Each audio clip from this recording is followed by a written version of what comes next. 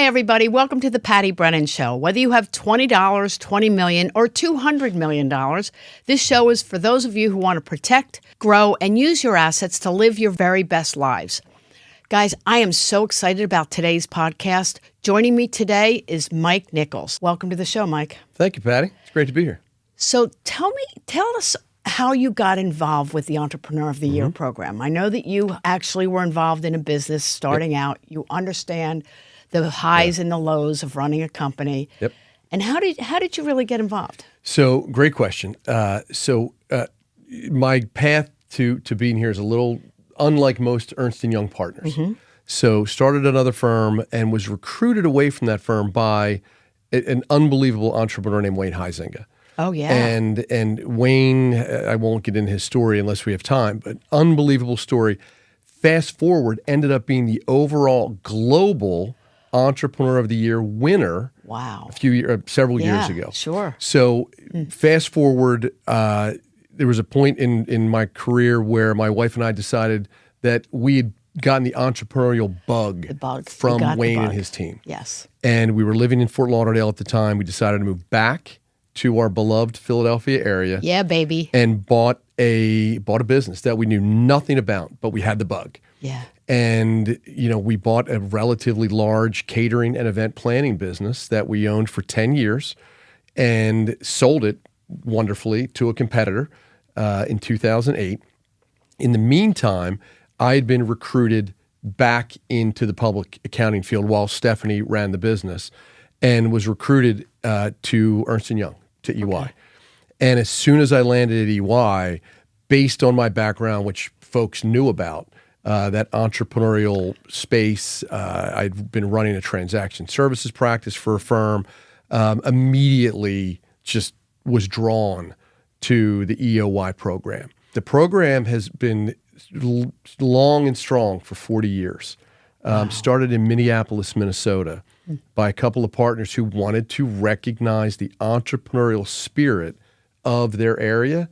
That now has grown to the entire United States and 60 countries around the world. 60 countries. That is just amazing. Yep. And we talked a little bit about the Philadelphia region, it being the smallest region in the United States. Yeah. What does that really mean for the program and for entrepreneurs in our area? Yeah, so I'm really proud of this. So there's 20 programs that cover every square inch of the United States, including Alaska and Hawaii and everything. Philadelphia, Greater Philadelphia, is the smallest by geography. So we have the eastern half of PA, about a third of New Jersey and Delaware. Compare that to one program is the entire state of Florida. That's 6 relatively large cities. Yeah. We have other programs that cover 5 and 6 states. Wow. We have this area. So every year I worry, how are we going to identify 40, 50, 60 great entrepreneurs in our area? And it's the biggest worry I have each year. And every year I worry for no reason. It's astounding that the amount of great entrepreneurial stories in our area. Every year, without fail, we identify a minimum of 50 brand new, off-the-charts stories. It is amazing to me also, Mike, having been on both sides. 2023, I was, one of the winners. Yep. And now, you guys chose me to be one of the judges. Oh, my goodness. What a system you have, what a program you have for identifying the entrepreneurs, and how you vet these companies is really amazing. Yeah. Thank you for what you've done. It's a great service. It's a great program for businesses and entrepreneurs in our area. So, tell me about the Philly spirit. What is it about Philadelphia that allows you to find these 50 to 60 great companies? Again, I'm just going to tell you, as a judge this year, I was shocked. In fact, I texted you at one point, and I said, Mike, how in the world am I going to choose amongst all of these companies? They were amazing. By the way, I can attest to that text. Yes. And it actually made me feel good inside that you were struggling like that, right? Because it just means that the quality and the stories were that good, right? So, it's hard for me to put an exact finger on the spirit of Philadelphia. if you're a Philadelphian, I just feel like you know it, right? Yeah. Folks here work hard, Yes. right? We work hard in this city, living outside of the city for many years, and I couldn't wait to get back. I just think it's the vibe of our city. People are willing to take chances, right? But you have to be willing to take a chance and then work your rear end. Yes, exactly. Off, right? It's this never say die, scrappy energy. Yeah. Come hell or high water, I'm going to figure it out. And right? so many of the individuals that come into the program they just get after it, right? They just don't take no for an answer. Right. And the stories continue to blow me away, but I think it's a great question. Like, what is the secret sauce here in Philly that we can have the smallest program but still have so many great stories?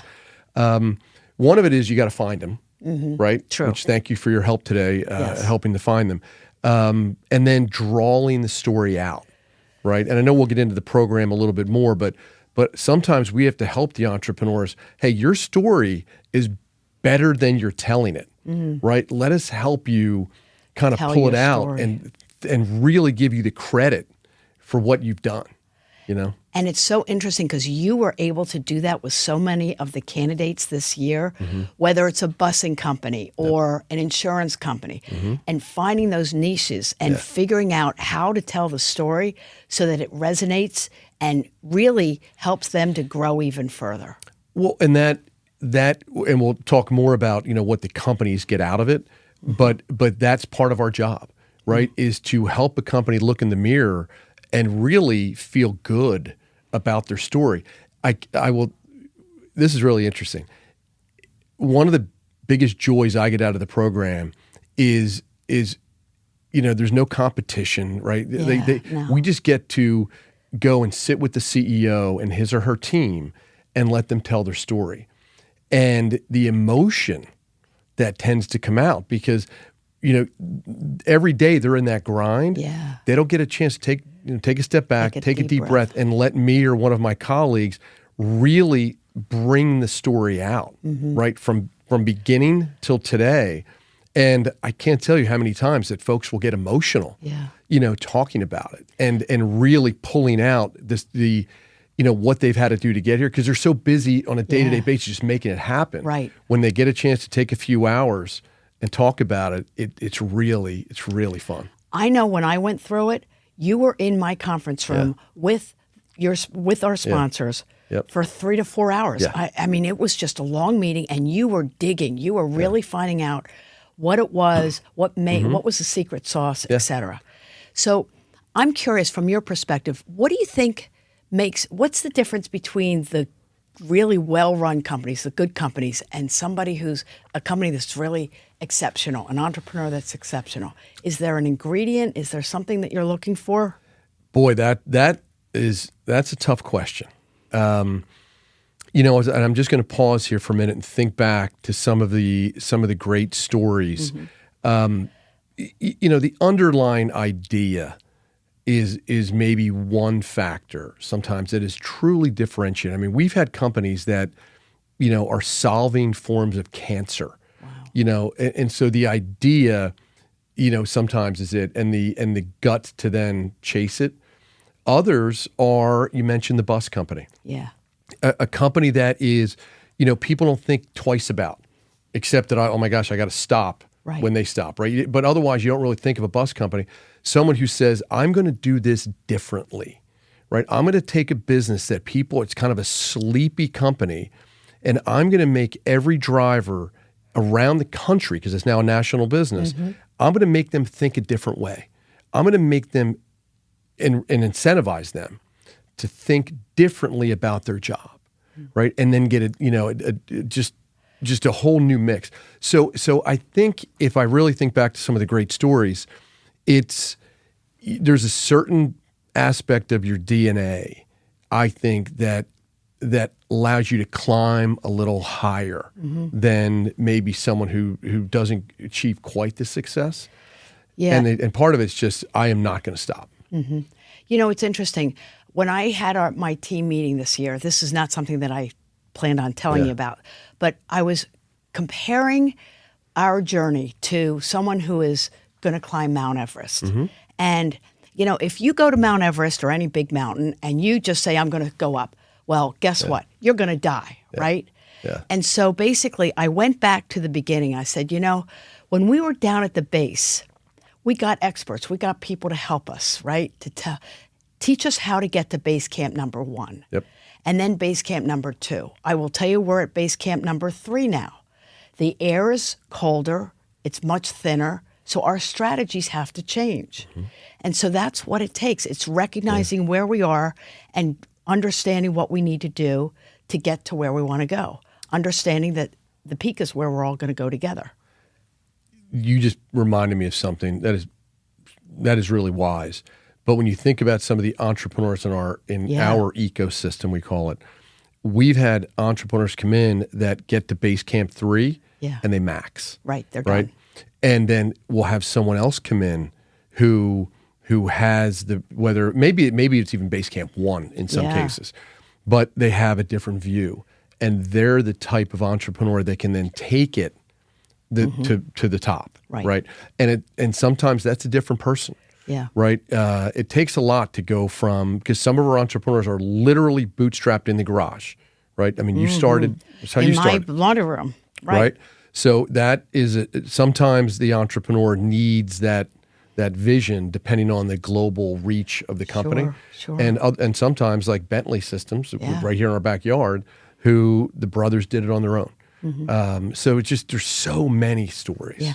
I think it was interesting this year to learn of many of the family businesses where, you know, the founder was the parent and the kids are coming in and taking it to a whole new level. Yep. That is really interesting, and it's defying what typically happens with family businesses. And that's why we actually have a focus on the family business category. Okay. Because when you look around the entire nation, not only our area, the generational stories are incredible. And we've had 3rd, 4th, 5th generation businesses win both locally and nationally. Wow. So family business has actually become a category at the national program. That's fantastic, because if the families could learn how to pass it along to the next generation in an efficient, effective manner to keep the business going, that is a wealth of information that people need, right? Yep. It's amazing because it's all about the succession planning.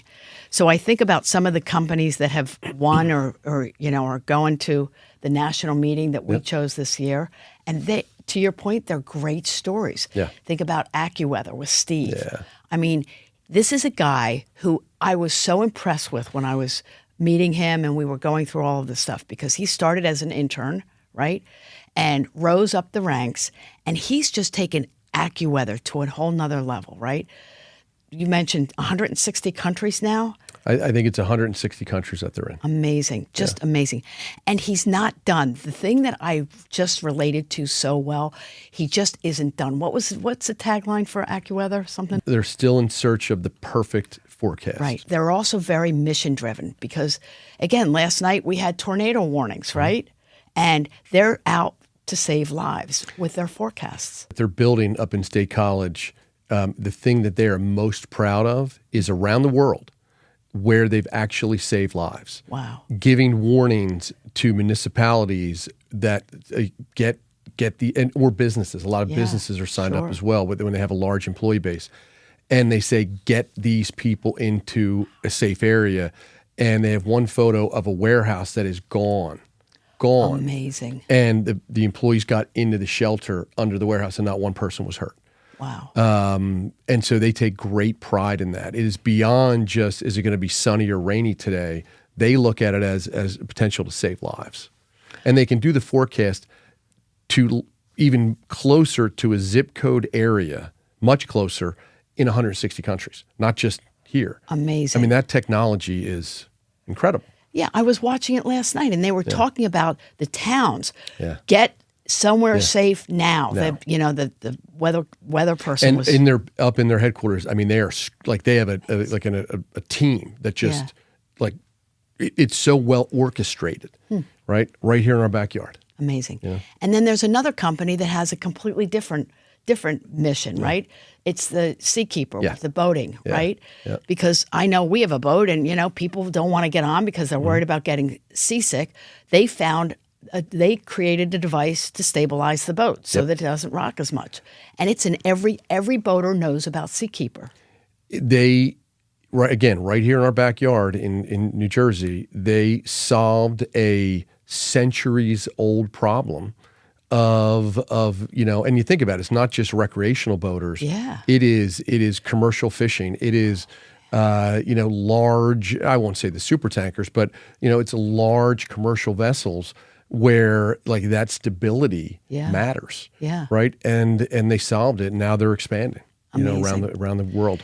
What's the big movie that's out right now? Ed and I went and saw it, The Odyssey. Oh yeah. Oh my gosh, you should see that movie.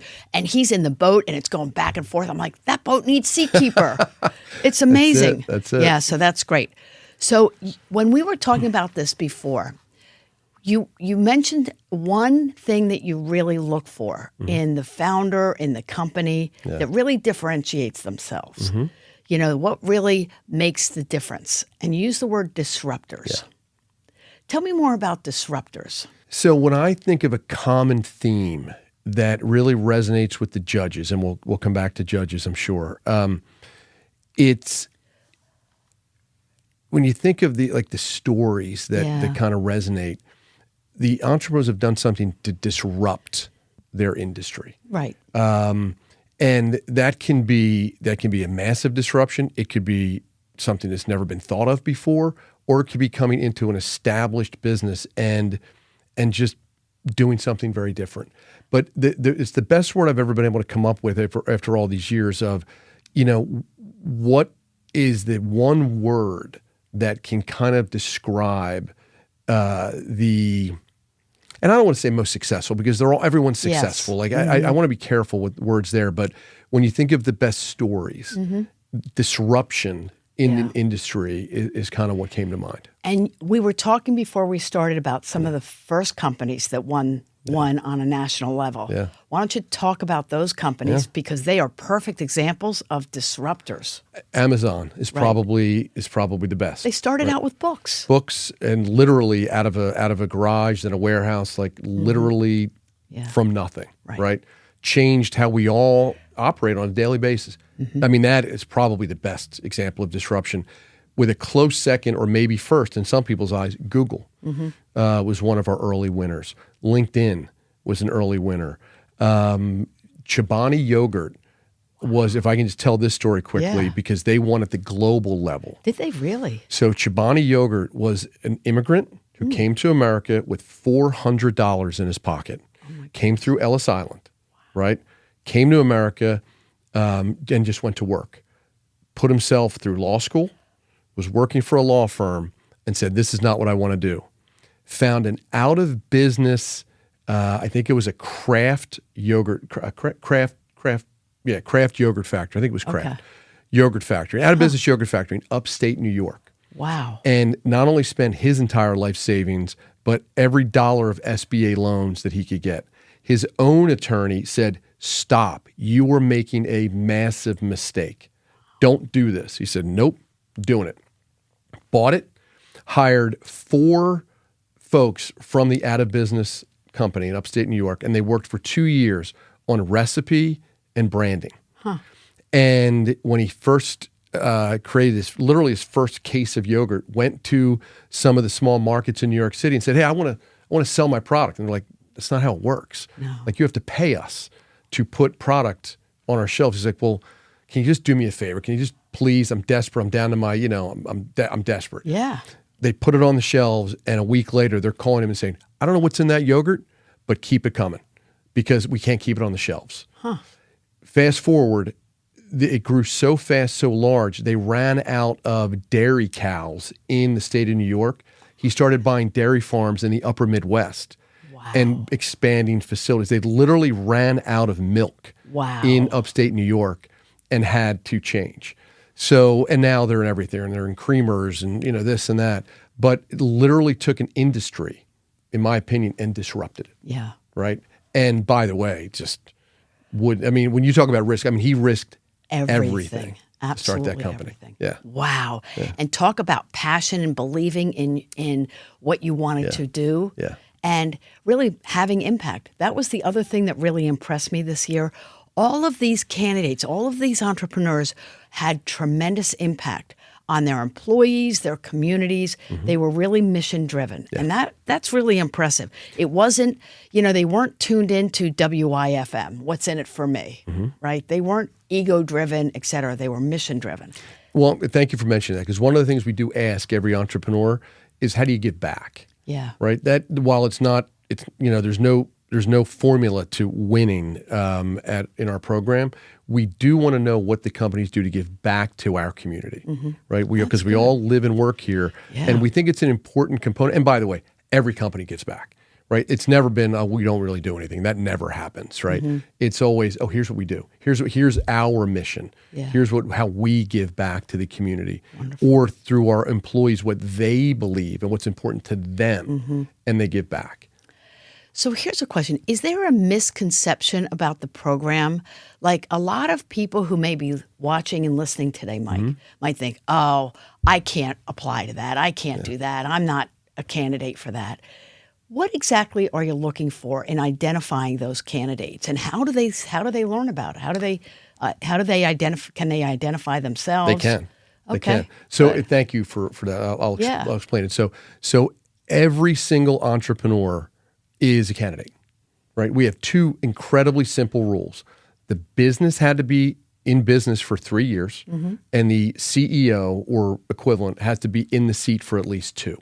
Okay. We do that on purpose. Yeah. We don't want to shut out great stories. We're looking for great stories.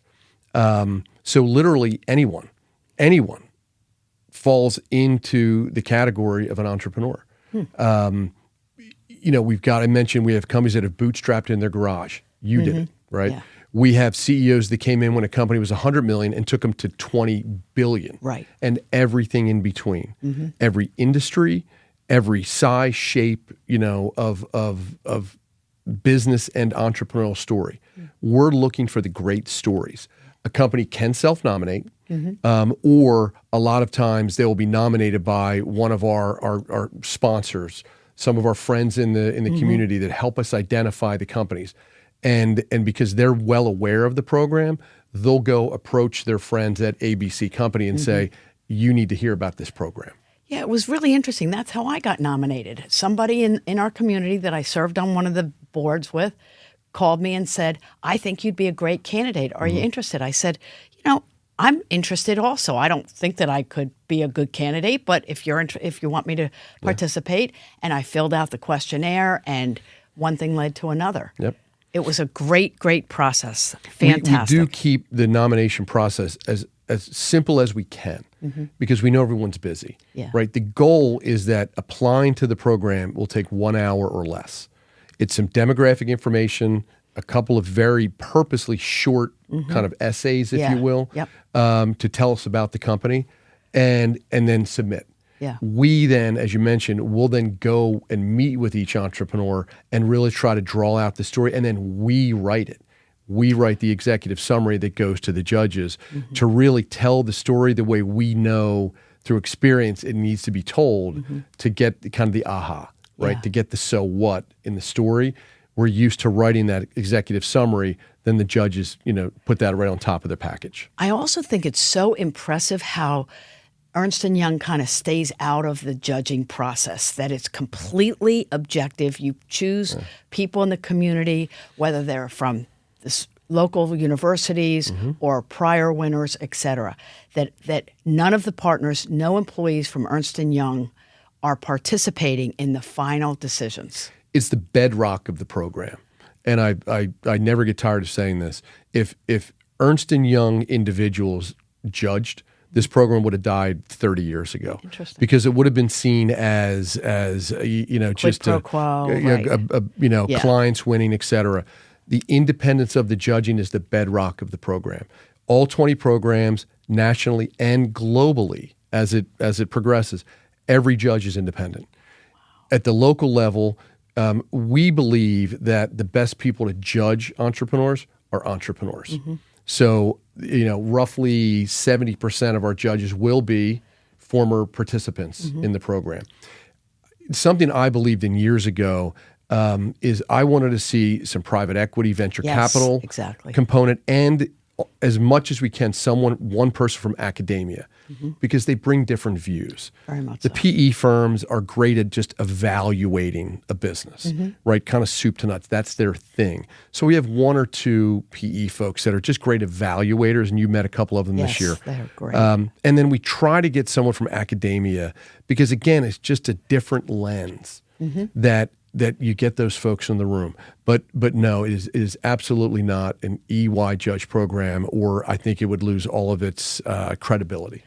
I love being a judge because I learn from the other judges. Yeah. You know, to your point, you've got the academia, which is the theory of how entrepreneurs work and how to start a business and do all that. Then you've got, you know, the private equity. They come in kind of after the fact, after everything, to evaluate and do valuations.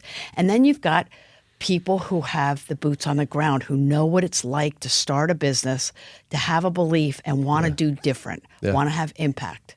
And it's really a great system. I love the speed dating part of it, you know, where as a judge, we got to meet each candidate and ask them the questions. It's 10 minutes. Tell us your story. What brings you here? What made you start, et cetera. And then it happens just organically. And then after all of that, and I'm getting into some of the weeds, but it's really interesting. After we've done that entire day of interviewing, right? Then the judges get together, and Ernst & Young, you guys were not involved at all. We just fight over who we think should be the winners. And it's really interesting, the debate that goes back and forth and how we figure it out and vet out, you know, who should be the winners, talking about each candidate, their stories, what makes them great. It's really a wonderful process. Thank you for that. It is literally the cornerstone, the bedrock of the program is that independence of the judging, and observing it from the sidelines to watch you really get engaged. Yeah, right? struggle It'd be with it, easy yes. to just kind of mail it in and pick 10 or 11 companies, but to debate. And you think about this year, someone that, you know, kind of was not going to be a winner at the start of that meeting, by Ended 3.5 hours later is a winner because you truly gave every company a chance. Exactly. And you vetted them out. And I think you hit the nail on the head.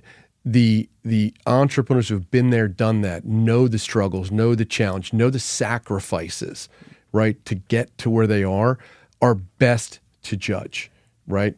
The one thing I should mention is even when we ask, you know, our former participants to partake, we always try to get a cross section there too. We don't want 7 out of 7 being bootstrap in the garage people, because then they're going to only like bootstrap in the garage people. Right. So we try to get like clearly various industries, Yes, but 100%. various stories as well. So again, there's just as best we can, a great mix in the room to give the most, gosh, what's the word I'm looking for? Not the fairest shot. That's not the word, but knowing that you'll really talk it out and vet it. Exactly. And that's exactly what we did. And it's just amazing how, you know, like I said, all of the candidates could have won. They were so good. Yep. And it was a humbling process to review and meet them, thinking that somehow I ended up being a winner a few years ago. But, you know, I think it would be interesting for everybody to learn, like we're talking about the Philadelphia region. And then you talk about the national and then the global. So this is a very big deal for Ernst & Young to be doing this and getting people involved. So tell us more about the whole process, beginning to end. Well, the program itself, I get asked all the time, why does EY invest in this globally? And the reason is we want to be known as the firm that is really works with the entrepreneurial spirit. That's our brand, right? And how well, you know, we could advertise, we could put commercials all over, you know, cable TV, and it wouldn't resonate as much as actually living it and investing in the community. So that's what we do. So we've got the 20 programs here in the U.S., and it all starts there. Roughly December 1st, the nomination period opens, and whether they're being nominated by one of our sponsors or a self-nomination, the portal is open. And it's relatively easy. At least I hope to believe it is. So then at the local level, we've kind of talked about it, right? There's the Yeah. nomination period. Yep. And then we've got the period where we're interviewing all the CEOs, put the judging packages together. The judges meet in May, go through what you've just described in terms of interviews and vetting and decision making. Then we have our gala in June. Really fun evening in Philadelphia where we Such a really blast. celebrate the entrepreneurial spirit. At least we do our best. And then the winners, and everybody's a winner. I hate to call it that, but the winners will then move on to the national program. The national program, I believe, is the best thing we do as a firm.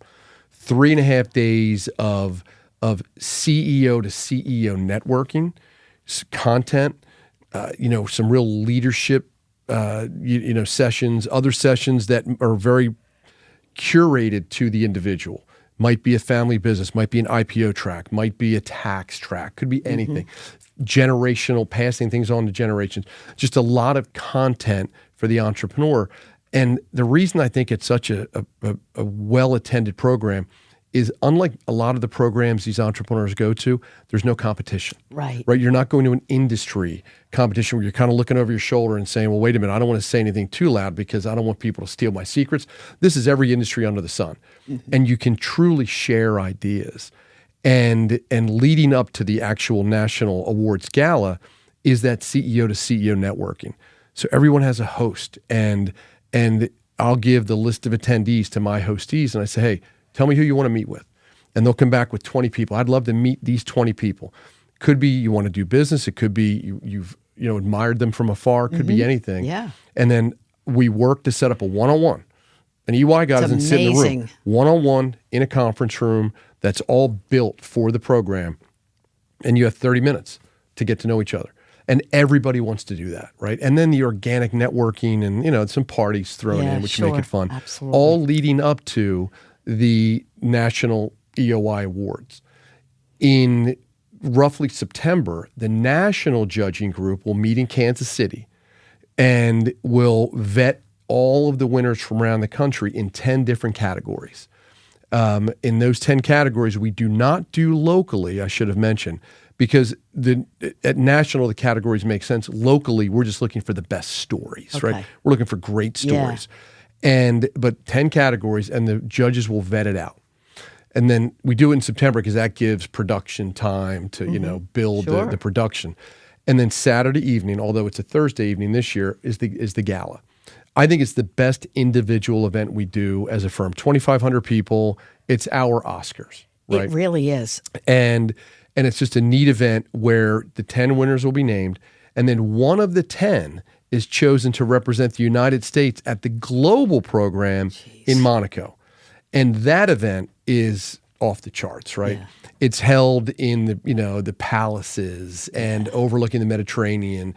And people from 60 countries will all converge on Monaco for the Global Entrepreneur of the Year program. Wow.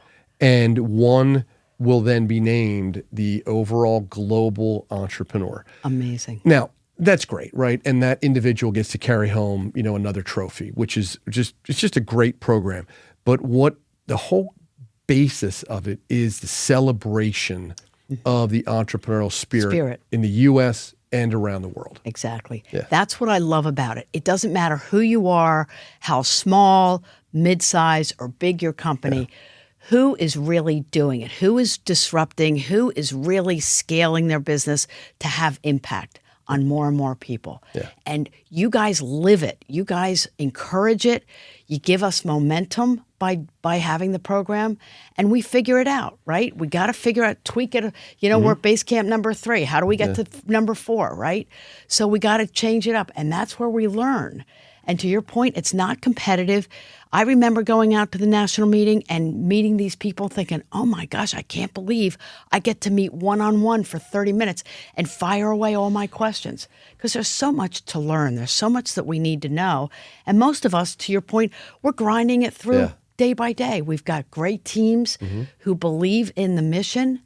And we hope that we're doing, I basically pray, slap me around if I'm doing the wrong thing. Let me know what I need to do better. Yeah. Because I feel like we can always do better. And I'm so grateful to you, Mike, for this program, for this opportunity. And by the way, You mentioned the portal. We should really let people who are listening know, what is this portal?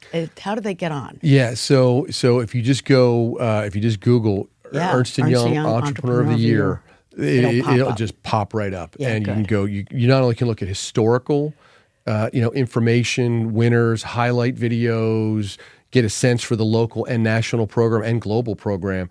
But, starting in essentially December 1st, on or about, there will be a very obvious link to the current city, current year program. Nice. And you can learn more about it. Like there's not only information, all the information you can need, contact numbers, and a link directly to the nomination form. Fantastic. Yeah. So we're talking about the Philadelphia region, but a lot of people who are listening and watching today are from all over the country. So they can do the same thing. They just Google it and go on and nominate yourselves or someone that you know.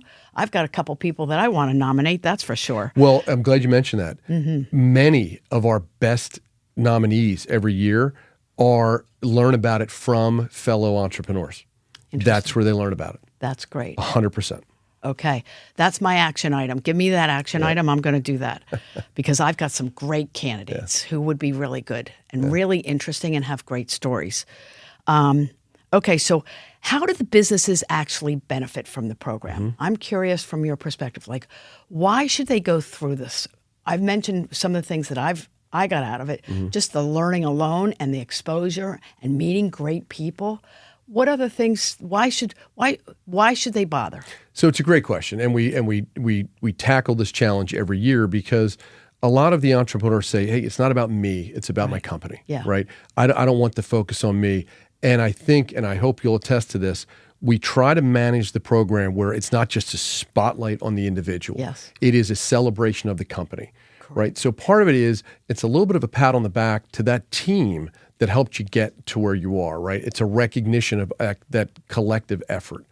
Then once you're in the program, we really try to encourage, this ecosystem, we call it, where, we're constantly having, you're about to get an invite, by the way, to a September event.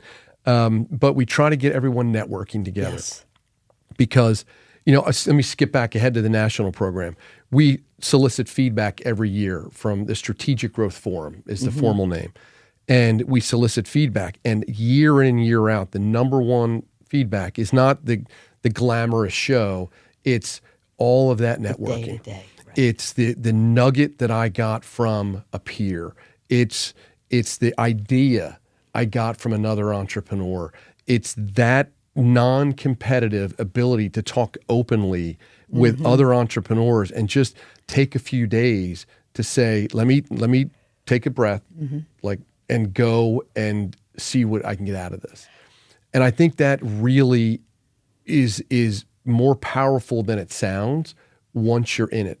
And then just the number of people you meet, because when we have our follow-up events and just our networking events, we're inviting winners from year one. Yeah. Right? Everyone's invited. So you're just going to meet people from all walks of life, all different industries, and you just kind of grow your own network. And one last piece, businesses get done. Like people meet each other. Yeah. I've seen contracts get signed in Palm Springs at the national event. Wow. Because someone will say, wait a minute, I've been trying to meet that individual for 3 years. They're going to be there. They meet, the connection's made. I've literally seen contracts signed. That's on site. fantastic. Yeah. I've been to some of these local events. I love coming to your events because there's good content there. There's great people there. And to your point, it could be just a nugget that comes out of it. You just never know. A spark. A spark that happens. And, I will tell you, one of the other judges is a friend of mine, and Scott is an incredible leader, an incredible speaker, and he's in a unique industry of security, and he's just really doing it, and he's done it. And I just love being around him because he just brings it out. He brings out the best in everybody that's around him. He's contagious. Yes, he is. Yeah. Very, very much so. Yeah. Okay, so one last question. Sponsors. So much of this is dependent on other companies who are willing to sponsor. How do you get your sponsors? How do companies get involved with this to get that connection that you've got? So we have so many ways we try to just make sure we have the outreach to companies. So we do have sponsors. right? PNC Bank, SAP, Cressa, Perfect. Marsh, right? They're all companies that are out there in the community and servicing companies, right? They see hundreds, if not thousands of companies every year. Think of PNC Bank, right? Yeah. So while, we love their small check to participate to help us defer a little bit of the cost, what we need them for is their outreach, Yeah. right? We don't know everybody. And again, to keep this all as credentialed as we can, EY doesn't nominate companies. Because if we nominated companies to our own program, it just doesn't feel right. So sponsors will nominate, former winners or former participants will nominate, Yeah. or companies can self-nominate. But the sponsors are great, right? They're friends of the firm that have really embedded themselves in this program. They believe in it, and they help us identify great companies. The other thing that was impressive to me this year were the number of companies who may have gone through the process a year or two ago, and they're back again. Because they didn't win the first time, but that doesn't mean that they can't come back. And they did come back. And sure enough, it's a different story or more of the original story. And sure enough, they were doing it. So it was really this whole system that you've got. I keep on calling it a system, but it is such a good program and so systematic. Again, to your credit, to Andrew's credit, to everybody's credit. And by the way, this is your last year. You're handing off the baton, aren't you? I am. After 18 years. Very. I'm torn. I'm torn. I'll love bet. it. Yeah, I love it. Well, you know what? We love you. We love the fact that you're involved and that you've brought it to where it is. And the branding for Philadelphia region, that scrappiness and identifying great companies in our own region, that's a big win for you and for everybody at Ernst & Young that's involved in this. We thank you so much, Patti. That's very kind. We would like to believe that we've helped elevate the entrepreneurial community in our own way, right? Just to get folks to not only recognize the power of the entrepreneurial community here in Greater Philly, but to also help companies truly appreciate their own story. And comparing, contrasting. So we're really proud of it.